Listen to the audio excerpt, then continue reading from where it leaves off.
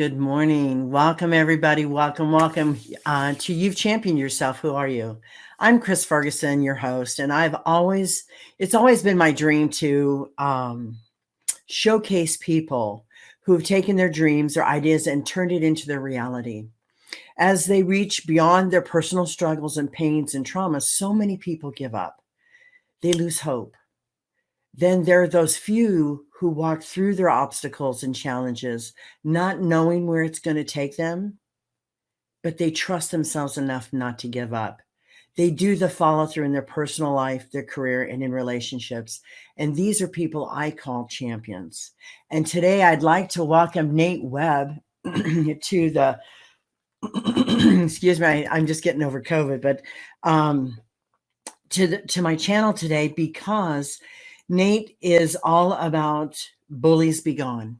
And I love that. Being an orphan and being bullied and dealing with troubled youth for so many years in my career. This is a subject that's near and dear to my heart because there's a lot of kids out there just punting in life, trying to get from one point to the next and have no support. So let's welcome Nate here good morning, Nate. How are you, sir? Doing so well. Thank you so much for having me. Oh, I'm excited. I wrote a book. It's on Amazon and it's Leave My Bubbles Alone. And it's for little kids learning about bullying in the home. I see bullying starting with civil rivalry or sibling rivalry. Mm-hmm. And when your brothers or sisters' friends start bullying you at home and your siblings and your parents don't stop it, this gives them carte blanche to bully you in public. Mm-hmm. And so I wrote a book years ago just to get the message out about bullying. Oh, wow. But so I was like, I love this subject. I love this subject. So thank you for coming today. Absolutely. Just so people can understand who you are and why you do what you do, can you kind of like give me your backstory of how you've got from then to now? Absolutely. So I grew up in a very, very small town in Utah. We had like 3,000 people when I was there at Blanding, Utah. And so when I was 4 or 5 heading into kindergarten, I got big old glasses. And we're talking like see them people on Mars glasses. Okay. These things made my eyes huge, like staring into your soul. And so it made me a target. And so starting with the glasses, but then it branched on to other things because, it was verbal bullying at first. And then, things escalated in 5th grade. I got kicked off the playground by some of my peers. And so I went inside to sit in my desk. And when I flopped down on my desk, one of my other peers was there holding a pen underneath my tushy. And so, yeah, that did not feel great. In 6th grade, I found out I fit quite well in a trash can. In 7th grade, I fit quite well in a locker. And then in 8th grade, the football team held me down, took turns kicking me in the crotch. It was a rough go, to say the least. But then with the help of my loving parents, my father worked for Domestic Child Family Services as a domestic violence therapist for a long time. With his help and my mom's support and just they helped me realize some things and I was able to just get over it, move on, become better and not bitter. Fast forward through my life though. After I served a mission for my church, the Church of Jesus Christ of Latter-day Saints, I served a 2-year mission in the Philippines. When I came back and went to college, I realized that there's a lot of kids that are struggling with resiliency, a lot of kids that are struggling with the same kind of stuff that I struggled with. And I was like, you know what? There would have been a lot of things that I wish I would have known earlier on. Like, I'm so thankful my parents helped me when they did.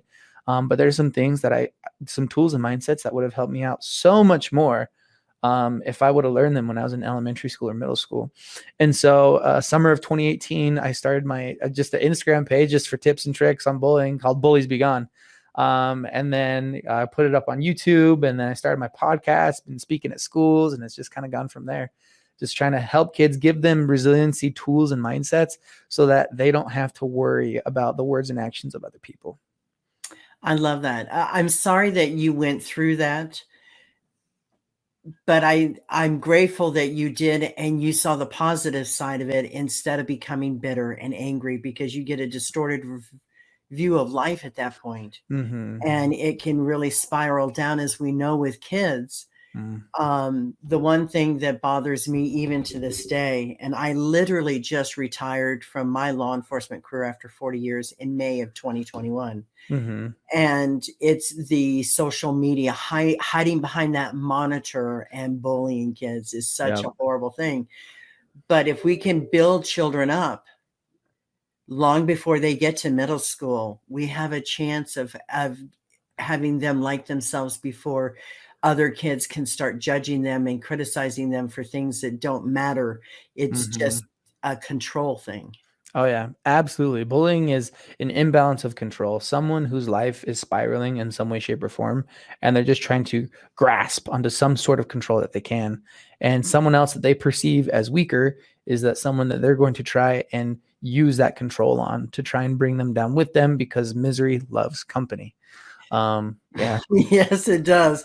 But here's the other thing is they also like the power that it gives them. Oh, yeah, it gives them control. Yeah. Well, it's even more than control, but it's power, because they're now getting into their psyche and they're causing them to feel some kind of way. And as a criminal profiler that I've done in my career and a hostage negotiator, I have found that a lot of times that they're the ones we should reach out the most to. Absolutely. So with that, but what made you decide? And I know you're I have a brother that's in the Church of Latter-day Saints, so I do understand it. I grew up in Colorado, Mm-hmm. lived in Wyoming most of my life till our snowblower broke and we moved to Florida. Mm-hmm. So, in that understanding, did that community of your church help guide you in some of the steps of your recovery of dealing with Right. this? In a sense, yes. Not so much the community of the church. I mean, yes, the church is amazing, and the church gives me community. But more so some basic knowledge that things that I believe from my religion, from the church. So, one day after a particularly hard day freshman year, my dad sat down with me and he asked me a very important question that changed the total trajectory of my life. I was headed towards a bitter path. And the thing he asked me, he said, "Nate, do you know who you are?" And I was like, "Dad, I'm your third child. What do you mean? Are you okay? What are you talking about?" And he's like, "Well, no, do you know who you are? Because you're allowing someone else's definition of you to define you. They're calling you these names. They're calling you these things. They're making these comments, and you're believing them. And you're allowing that to be who you are. And I'm thinking you're allowing them to do that because you don't know who you are for yourself. So you're allowing someone else to define you." And then, it kind of hit me like a ton of bricks. I had been trying for so long to impress a group of people I didn't care about, doing things that I didn't like, becoming a person I wasn't proud of, just to impress these people I didn't even like. And so it took some soul searching, but a basic belief in my church is that we are all children of God. And so the building stone of me figuring out who I was for myself is coming to the knowledge that I am a child of God, first and foremost. And God knows me a lot better than any of my bullies or haters. And if he still loves me after all that, then they got something to learn. And so that basic knowledge to help build me up, and then me figuring out for myself, okay, who do I want to be? Who do I want people to think of when they think of me? And then aligning my behaviors with that definition of who I wanted to be, it helped me to define myself for who I was. And once I had that basic definition of knowing who I was, a child of God, and all those other things that I wanted to be, they lost all their power. They could say whatever they wanted, but I knew for myself who I wanted to be. But my church definitely helped to give me that basic foundation of I am a child of God. I want to talk about comparison culture. Ugh. I knew you would have that response, but I really, really do, because it is the psyche of the bully, and it is how they in their lives, they've been bullied themselves. Oh, absolutely. Oh my gosh. Yes. Comparison culture gets me so bad because everyone thinks this thing of the grass is always greener. The grass is always greener on the other side. If I just had X, Y, and Z, I would be happy. When in reality, guys, the grass is greener where you water it. Okay. Your lawn is not going to get greener when you're watering someone else's, especially someone else's turf. That's not even grass because it's fake, because it's on social media. It drives me bonkers that kids are always comparing their lives, their bodies, everything to what they see on social media. I know it's not just social media, but right now it's really prevalent with kids. Yes. And it's just like, guys, that is a fake world online. If you focus your attention and your energy on real life, you'll see that your life is wonderful. It might have a lot of crappy things in it, but it has some wonderful aspects to it if you would just see it. But you're so caught up in the fakeness of online that you just can't see it, and it's heartbreaking. Well, I worked in the school district and up here in Tennessee, and I had a kid said, "Oh, I've got 60,000 views on my TikTok. I'm quitting school. I'm famous." Oh my God. All right, PSA to all the kids out there: delete TikTok and Snapchat right now. It is used more for sexual predators than fun. 100%. Just saying. Thank you. Thank you for coming to my TED Talk. I'm just saying, I said the exact same thing, but the fact is when he said he had 60,000 views, he was famous. And I said, but what about the guy that has 1 million? What about the guy that has 2 million and they're still in school and they're still thriving and they're still going for their goals, because that's the reality instead of this fantasy world in TikTok. Yep. Oh my gosh. Yeah. Oh, there's yeah. TikTok. I understand, but I wanted to bring it out. Yes. And can we talk about how your recommendations are the best way to rise above bullies? Yeah. So a lot of people, they focus on the bully when it comes to bully prevention, right? Punishing the bully, trying to deter bullying from this or that, but not many people focus on the people who are getting bullied and helping to build them up. One of the things that I always tell parents, one of my sayings that I say is, you need to love your kids louder than the internet can hate them.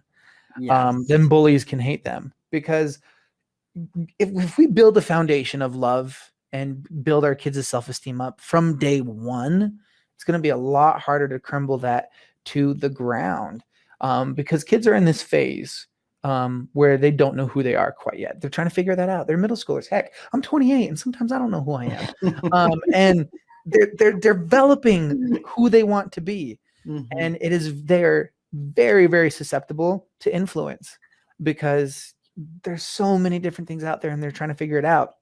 And so if we as adults can fill them with positivity and love to help them see the greatness in them before someone else can do it for us in a negative way, then we're going to be helping them out big time. Because if you don't do it, the internet will, and the internet is not going to be kind. No, and nor are the kids that give them the advice, because they haven't got a clue of what reality truly is. Yeah. Because here's the thing: a lot of parents are like, "Oh, I trust my kid. You know, they're responsible, this or that." I'm like, "That's cool. I'm glad you trust your kid." Here's the thing: there's a thing called a prefrontal cortex up here.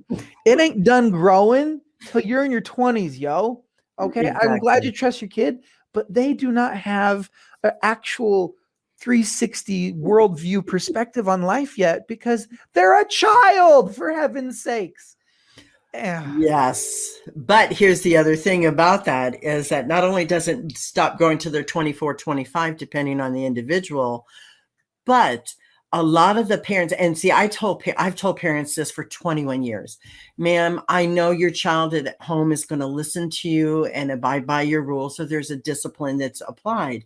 But when your child's not in your presence, you will not recognize your child and the things that they do and the things that they say when they're hanging out with their friends. Yep. When they have this peer pressure, when they have this influence of wanting to be accepted. Yes. Oh my gosh. Yes.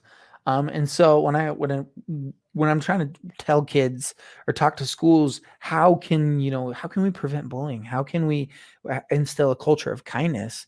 My big things is know, focus, and serve.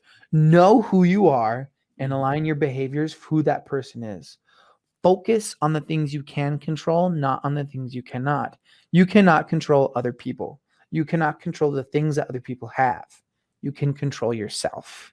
your words, your actions. You can focus on becoming a better person, and you can also focus on the things that you do have, because that will enable you to feel this thing called gratitude. And Mm, that thing enables you to feel happiness. Because funny thing about our brains, we cannot multitask with emotions. You no. cannot feel anger and jealousy and sadness if you are feeling happiness, love, compassion, empathy, and gratitude. And so focusing on the things that we do have and the things we can control, that enables us to feel gratitude and happiness. And then moving forward is just serving other people, because on your downest days, helping someone out and just forgetting about yourself for a second is Mhm. always going to lift you up. And that's kind of how I try to give people that perspective of how you can grow a culture of kindness instead of growing this culture of comparison and backbiting and everything. And Nike brands, the social statuses, all of this. But people, unfortunately, kids want to belong to other kids. They want to be in the cool crowd. Oh, But absolutely. you know what? The cool crowd can be the nerd crowd.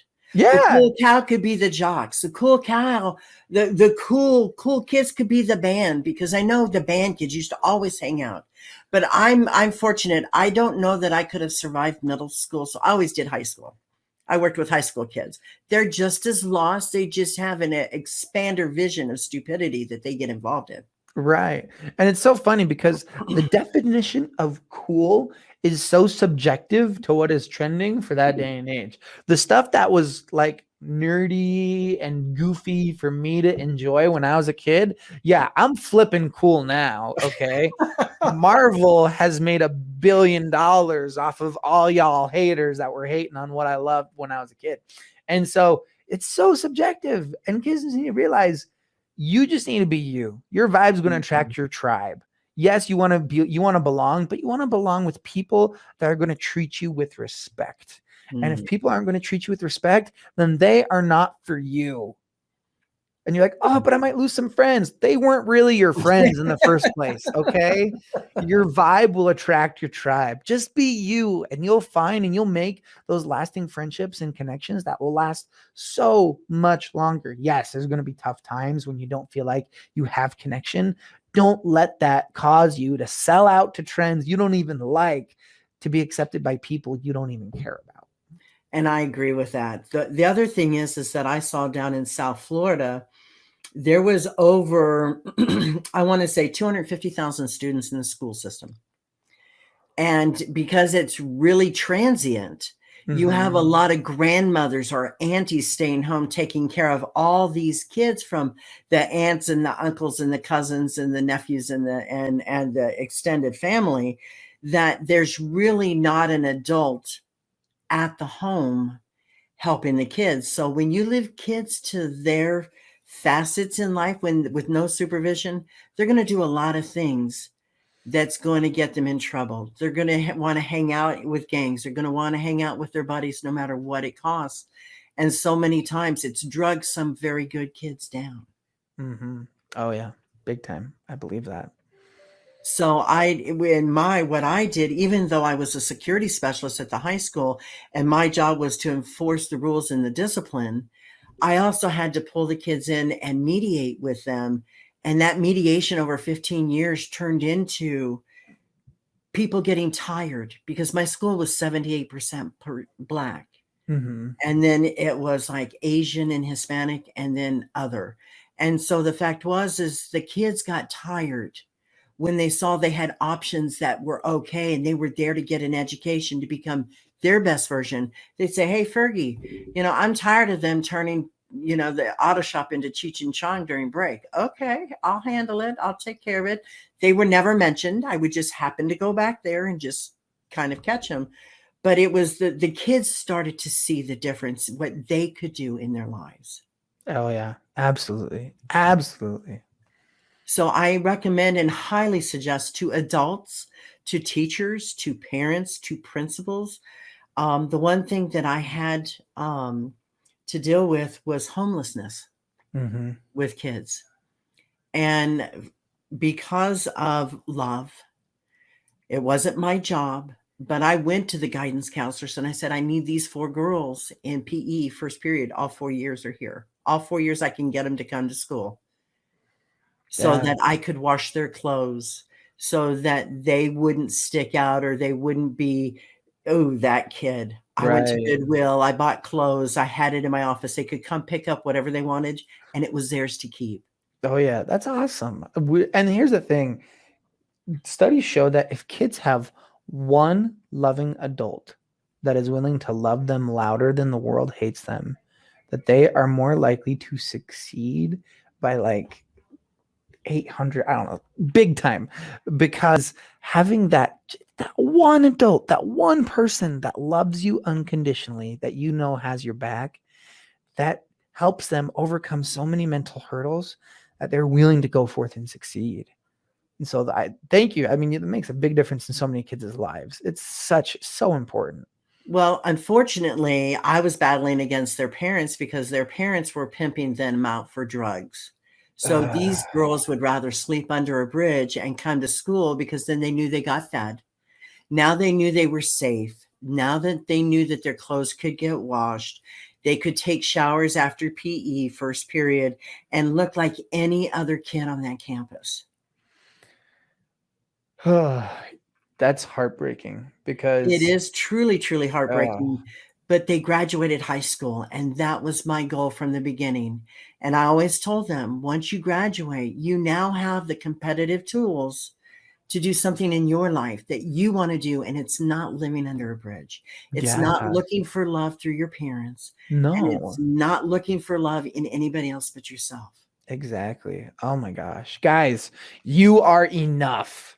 If you know Absolutely. nothing else right now, I need you to know that you are enough. You don't need to change who you are. You are great the way you are, and all the greatness that you need is there right inside of you. You are enough. So with that, this is what I saw down in South Florida. I work gangs on the street in Miami-Dade and Broward County, and it's heart-wrenching because people will throw their lives away for drugs, dealing drugs, Mm, selling drugs, being a part of something that they have no investment in. And if I can take, again, just one person, and luckily who I am is a kid, he had a bad infection. He was a gang member. Took him to the health department, got him some meds, took it to the pharmacy, told him to call me, went back, took him there. I paid for it. Several of us did, a couple mhm, SROs and myself did. And he got better. But mhm. it was strangers that were helping him, not his gang members. And that was so imperative for me to show him that, there's other options. Yep. Yep. So, how explain how you love yourself as a kid? You look yourself in the mirror and you say, I love you. You're awesome. You're beautiful. You're pretty. You're handsome. You're smart. You're into you. It's positive self-talk. For me, that's what it was. Because as a kid, like, loving yourself, it's very deep mental stuff that even most adults don't understand. And so for kids, I'm like, literally talk to yourself in the mirror. They're like, what? I'm like, yeah. I'm like, have you seen the movie Cool Runnings? It's an oldie but a goodie. Okay. When it's like, Sanka, look in the mirror, man. Okay. I see pride. I see power. I see, don't take no crap from nobody. I'm like, yeah. Okay. Like, talk to yourself. The way we talk to ourselves is going to dictate the way we think about ourselves. Yes. And so many people talk about themselves negatively. They look in the mirror, ugh, fat. I have a pimple. My nose. Oh my gosh. And it just goes, self-esteem goes down, talking about ourselves negatively versus looking ourselves in the mirror and be like, hey, you're awesome. You're here another day. Yesterday was hard and you're still here. You're freaking awesome. There's this cute video of this. You look it up on YouTube. It's like little girl affirmation. And she's looking in the mirror and she's like, I can do anything. I love my house. I love my life. I can do anything good. And I'm like, this is what we need to be doing every day, y'all. Okay. You need to talk to yourselves kinder. And then it's going to enable you to actually love yourself. Like literally, the way you feel about yourself is going to start doing better when you start talking to yourself a little bit kinder. That's a great place to start. Do you have any, or have you thought about in your school system, put any kind of peer counseling in for girls, because I see that the girls it starts more with the girls than it does the boys. Oh, absolutely. Absolutely. Oh, Part of that, I mean, society grooms girls up to want their body to be as sexually appealing as possible from an early age. And it's but when you use annoying. Cardi B as a role model for 12-year-olds, you've got a problem. Big problem. So our school doesn't necessarily have anything that is specific towards girls per se. Now we do have clubs like Hope Squad and things like that that are built up to, if they see someone struggling, to focus on that person, to focus on those communities. And so I'm one of the advisors over the Hope Squad, and we have in the past helped out specifically with girls and things like that. And a lot of the times the people that we find out are struggling are girls. And so we end up focusing a lot of our time towards them. And it does the world a difference, especially with girls, but everybody, to give sincere compliments to someone, not about their body, but about them. Thank you so much for being kind. You're an amazing person. Like, especially this day and age of cell phones and everything, getting a message, you get a little dopamine rush.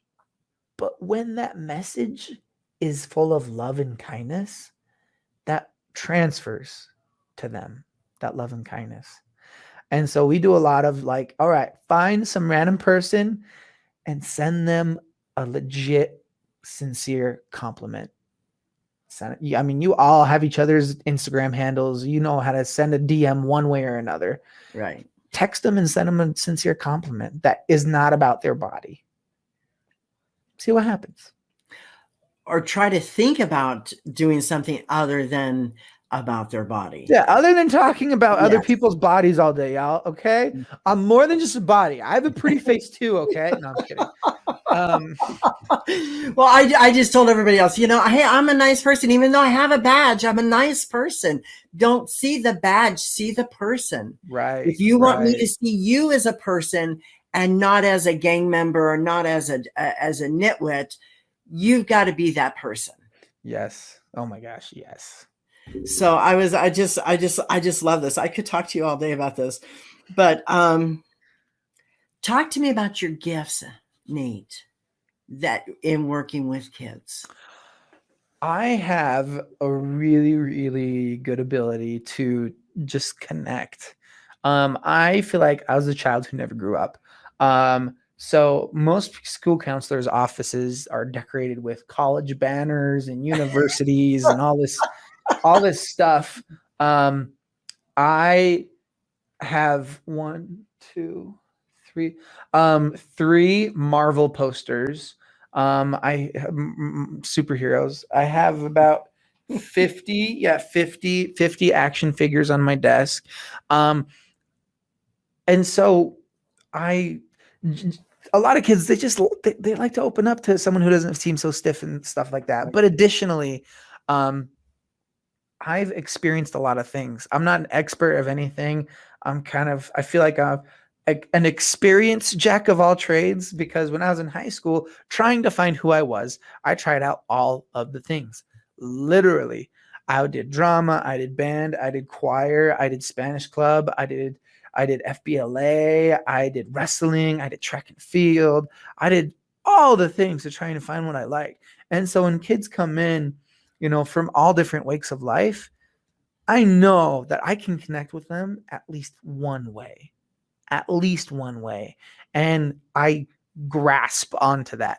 If they come in because they got sent to my office for some reason or another, maybe they're disruptive in class, I don't know. And it might not be great. I don't even talk about that thing for a long time. I talk about the one thing that we can connect on common ground for like maybe the first 3 times I see them. And then we start diving down how we can make some behavioral improvements. Because I care more about so there's this thing called Maslow's before Bloom's.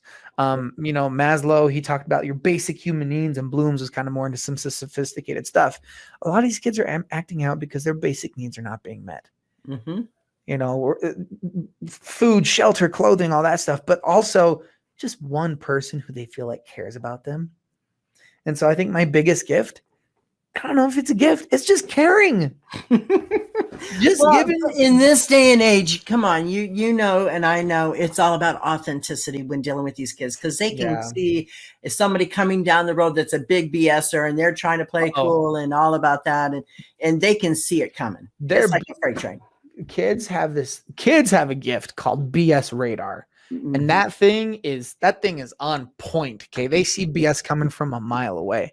But yeah, my big thing is I have a great ability to care. I care a lot about people, not about numbers, not about likes or shares, whatever the fetch is coming out on social media. Right. People.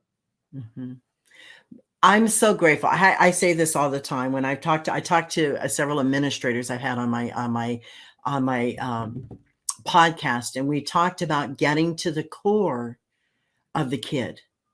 It's not about Common Core math. No. It's not about science and physics. It's not about English, and I don't know how to spell procrastination, even though I can do it real well. It is about what's inside it and what's bothering them and what's making them feel that they need this kind of attention. And so when you can actually work with the kids one-on-one, I was the advisor over the Crime Watch. And everybody thought, oh, you want me to become a cop? No, I don't. There's so many other things in law enforcement you could do. You could be a judge. You could be a lawyer. You could deal with injustices that people go through every day.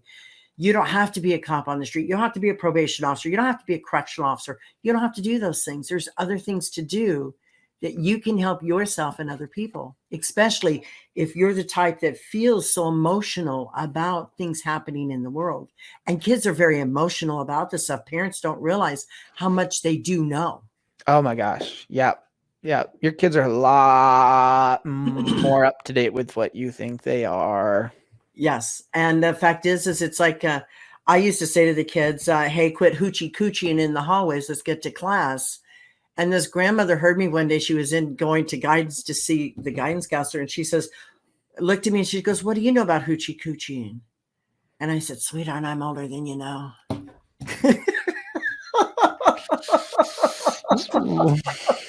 So anyway, but it was hysterical. But the fact is I was the Pied Piper of children also. Right. But for me, it was my background. It was paying it forward.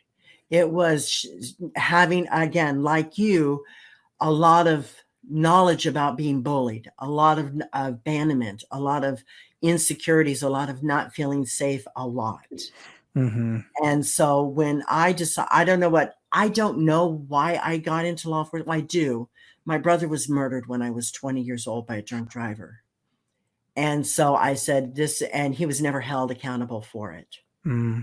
And so that was my initiative to get and solve injustices. And I got into law enforcement. And so I did that for 40 years. But the whole time, all I could think of is, how can I help kids? How can I help kids? How can I help kids support them? Because we had a lot of Haitians and a lot of Jamaicans in South Florida. And they were trying to become Americanized, what I call Americanized. And I said, please don't do that. No, please don't.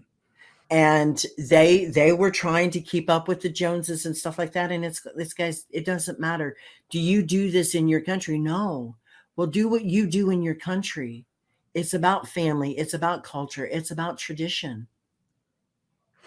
Yeah.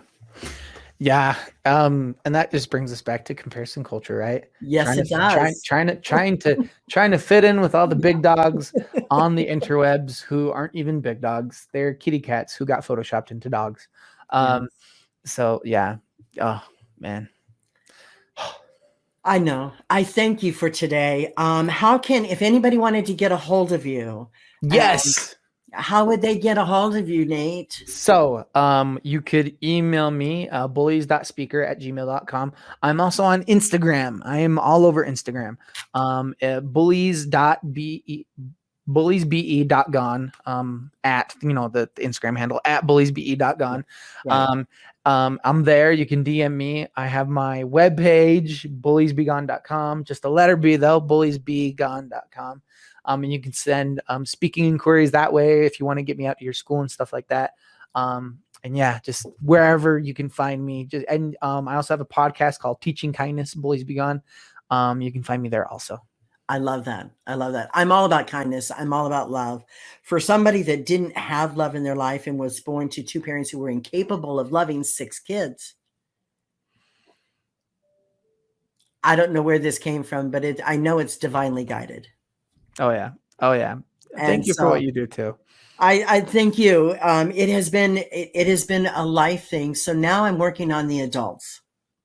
Yep. That's why I'm doing You've Championed Yourself. Who are you? So that people see the everyday people who are out in the community helping people and not asking for anything in return other than just here's kindness today. Here's some love today. I love that. And so this is why I created You Championed Yourself. Who are you? I've had so many people say, oh, it's not going to be successful. I've had so many amazing people from so many cultures on. I've had a Native American medicine man talk about the cultures on the reservations. I love that. I've had a healer. I've had, just all kinds of people on here. But I want it to be people that are everyday people. Right. Not the superstars, because it's the everyday people to me who are the superstars, because they do it because they really care and love people. Amen. Man. Amen. So I thank you for today. Thank you for sharing your moments and what you do. And I want to say thank you to you for being this for those middle school kids, because they need it. They just so need it. It's such a big time in life. Here, middle school has 6th grade in it. So you have 6th, 7th, and 8th. And then you go to high school, it's 9th, 10th, 11th, 12th. Mm-hmm. But the thing is when I grew up, 6th grade was still in elementary school. And there was such a physical change between a 6th grader and a 7th grader. And it happens over that summer. And I've always felt that they needed to keep those 6th graders in elementary school just to allow them to change, to take the pressure off of them with competing with 7th, 8th, and 9th graders. Just my opinion as far as the educational system goes. But I don't vote in your state, so they're not going to care. So anyway, Nate, thank you for coming. Thank you for doing what you do. Please don't stop. And I wish you such a wonderful career. And if anything comes up and you want to put a message out there, let me know. And for sure. Absolutely. Thank you so much for being here. Absolutely. It takes a special kind of individual to dream their dreams, their thoughts and ideas, and turn them into reality. Nate, he stepped past his fears. He stepped past his bullying. He stayed the course and had the courage to follow through. Nate, you've championed yourself. Now we know who you are. Thank you for sharing your ideas, your thoughts, and your dreams with us today. But thank you for what you do every day for kids. I love that. You are absolutely a superhero in my book. I'm going to try to get a meme of you and put you as my daily superhero. So thank you, everybody, for being here today. Be kind, love one another, and know that, again, Nate said it very well. You are enough. Have a great day.